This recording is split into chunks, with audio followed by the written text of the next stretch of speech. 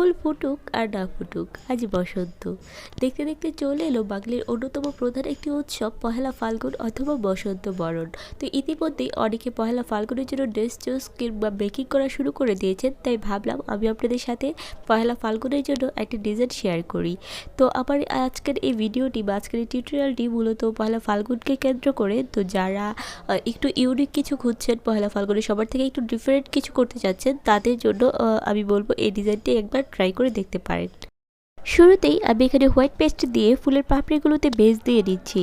তো আপনারা যারা অ্যাক্রিলিক কালার ইউজ করেন, চেষ্টা করবেন অ্যাক্রিলিকের যে সাদা রঙটা আছে সেটা একটু এনকে অথবা একটু পানি মিক্স করে পাতলা করে নেয়ার, তাহলে কিন্তু কাজটা করতে সুবিধা হবে। কারণ এই রঙটা কিন্তু অনেকটা গাঢ় থাকে, আর অল্প রং দিয়ে কিন্তু আপনারা খুব বেশি দূর কাজ করতে পারবেন না। সেক্ষেত্রে আমি প্রেফার করব হোয়াইট পেস্ট কিনে নিয়ে সেটাতে একটু এনকে বাইন্ডার দিয়ে মিক্স করে তারপর কাজটা করুন।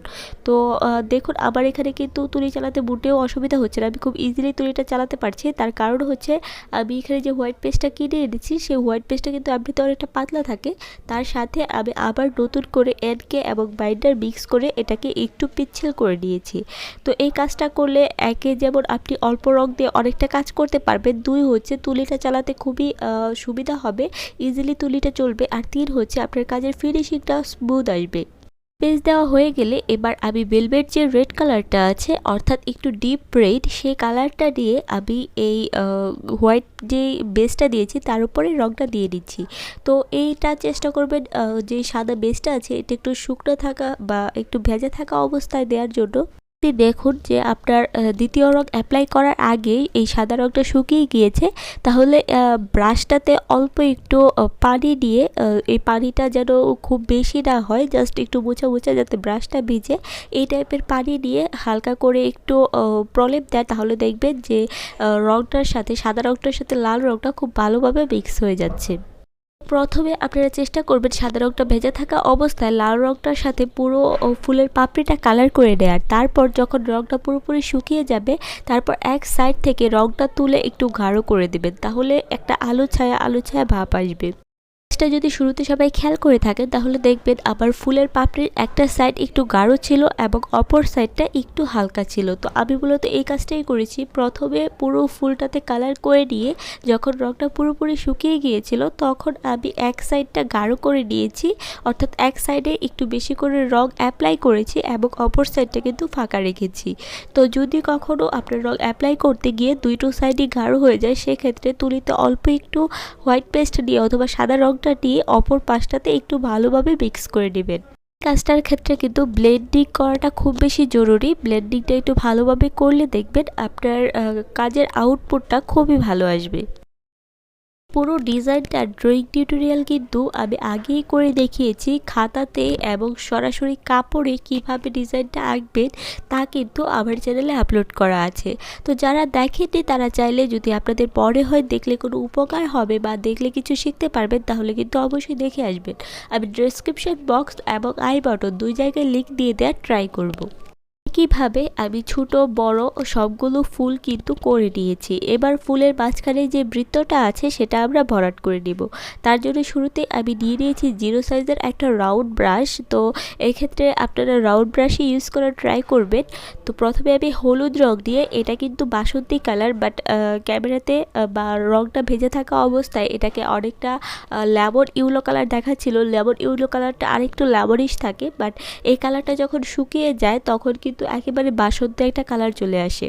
প্রথমে আমি হলুদ কালারটা অ্যাপ্লাই করার পর তুলির একদম মাথায় অল্প একটু ব্রাউন যে কালারটা আছে সেটা নিয়ে মাঝখানটায় একটু ব্লেন্ডিং করে দিব।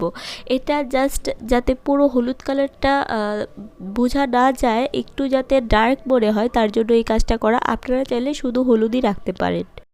ফুলগুলো করা হয়ে গেলে আবার বাকি আছে শুধু পাতা এবং কিছু লতা পাতা।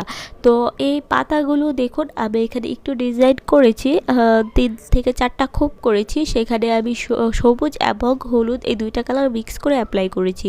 তো যেহেতু সবুজের কাজ আমার একটু বেশি বা অনেকগুলো সবুজের কাজ আছে, আর একই ব্রাশ দিয়ে আমি কাজগুলো করব, তো তার জন্য আমি এখানে ব্রাশটা চেঞ্জ না করার জন্য প্রথমে যেখানে যেখানে আমার সবুজ রঙটা দরকার সেখানে আমি সবুজ রঙটা করে নিচ্ছি। দিচ্ছি। আপনারা চাইলে যদি আপনার কাছে একাধিক ব্রাশ থাকে, আমার কাছেও একাধিক ব্রাশ আছে, বাট আমি চেষ্টা করেছি একটা কাজ এক জায়গায় শেষ করে তারপর অন্য একটা কাজে হাত দেওয়ার জন্য। তো তার জন্য আমি প্রথমে সবুজের যে অংশটুকু আছে সেটুকু শেষ করে নিচ্ছি। আর আরেকটা কথা, এটা কিন্তু পিওর সবুজ কালার না, এটা হচ্ছে কিছুটা টিয়া কালার বা অলিভ গ্রিন যেটাকে বলি, জলপাই কালার, সেই জলপাই কালার এটা। তো এই কালারটা কিন্তু এখানে যথেষ্ট ডার্ক মনে হচ্ছে, এই কালারটা কিন্তু এতটা ডার্ক না, দূর থেকেও বোঝা যাচ্ছে যে এটা পিওর সবুজ না, আবার একেবারে হলুদও না, মানে কালারটা সুন্দর। এমনিতে এই কাপড়ের উপর কালারটাকে কিন্তু যথেষ্ট ভালো লাগছে দেখতে, আর বিশেষ করে হলুদের সাথে এটা একটা বেস্ট কম্বিনেশন হয়ে গিয়েছে। আমি এখানে যেহেতু আমার কাপড়ে আগে থেকেই আঁকা, আমি কিন্তু এটা ফ্রি হ্যান্ড আঁকছি না, এটা কিন্তু আমার কাপড়ে অল্প অল্প করে পেন্সিল দিয়ে আঁকা আছে আগে। তো এর আগে আমি সেম ডিজাইনের একটা জামা করে দেখিয়েছিলাম, সেখানে কিন্তু আমি টোটাল ফ্রি হ্যান্ড ড্রয়িং করেছিলাম। তো এটার ফ্রি হ্যান্ড ড্রয়িংটাও কিন্তু সহজ, যারা ফ্রি হ্যান্ড ড্রয়িং করতে পারেন তারা ওই ভিডিওটি দেখে আসতে পারেন। তো এটা মূলত আমার 2 পিসের একটা অর্ডার ছিল। ফার্স্টে আমি একটা জামা করে দিয়েছি, তো জামাটা যার জন্য আমি করেছি তার অনেক পছন্দ হয়েছে, এবং পরবর্তীতে সে আবার জামা এবং ওড়না পাঠিয়ে দিয়েছে করার জন্য, আমি সেগুলোও করেছি। তারপরও আমার এটার উপর আরেকটা শাড়ির অর্ডার ছিল। তো মূলত এই কাজটা আমার অনেকবার করা হয়েছে। এই পর্যায়ে বলে রাখি, যারা আজকে আমার চ্যানেলে নতুন, যারা আমার ভিডিও আজকে ফার্স্ট টাইম দেখছেন, আমি ইরিনা, আমার চ্যানেল ইরিনা হ্যান্ডিক্রাফটে আপনাদের সবাইকে স্বাগতম। আমার ভিডিওগুলো যদি আপনাদের ভালো লাগে, আমার কাজগুলো যদি আপনাদের পছন্দ হয়, তাহলে প্লিজ আমার চ্যানেলটাকে সাবস্ক্রাইব করে পাশে থাকা বেল আইকনটিতে ক্লিক করে রাখবেন। আমি চেষ্টা করি সপ্তাহে প্রায় প্রতিদিনই ভিডিও আপলোড করার, আর আমার ভিডিওর টপিকগুলো হচ্ছে গার্লস হ্যান্ডিক্রাফটের যত বিষয় আছে সেগুলো।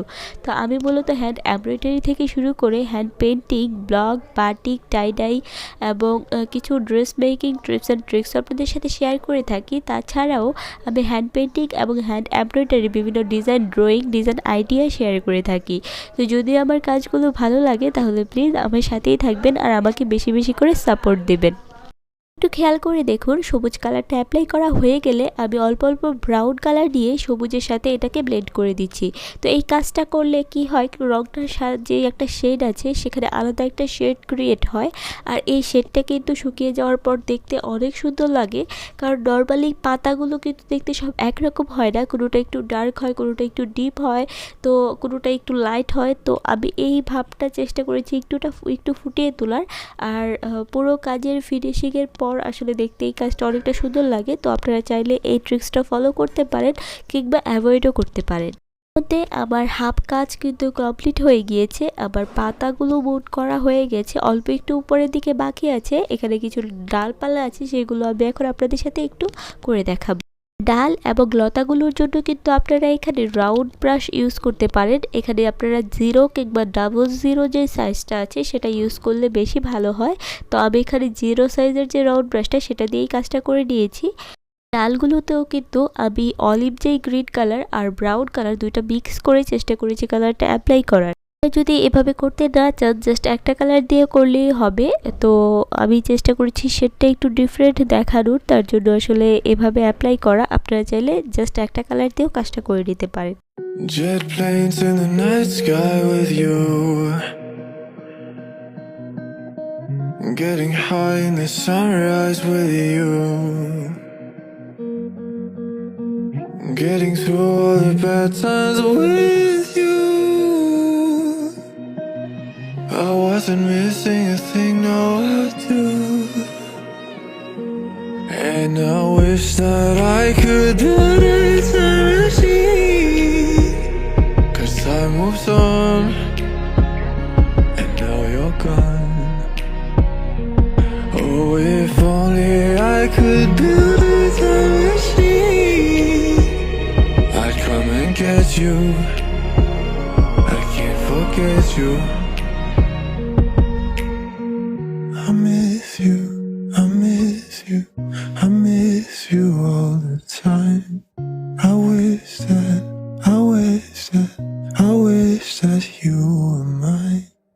I miss you, I miss you, I miss you all the time.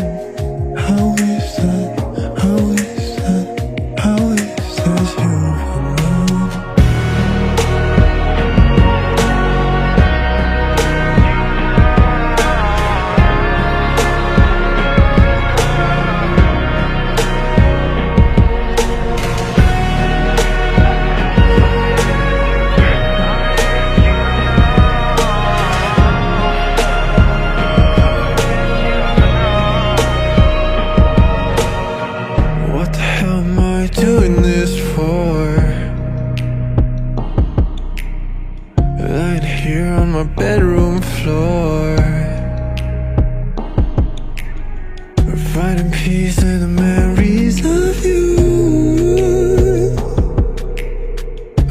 wasn't missing a thing, no I do.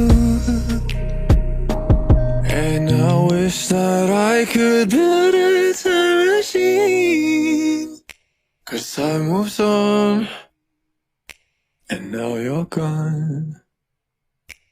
Oh, if only I could build a time machine, I'd come and get you. I can't forget you. I miss you, I miss you, I miss you all the time. I wish that, I wish that, I wish that you were mine.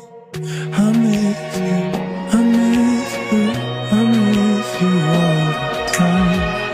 I wish that, I wish that, I wish that you were mine.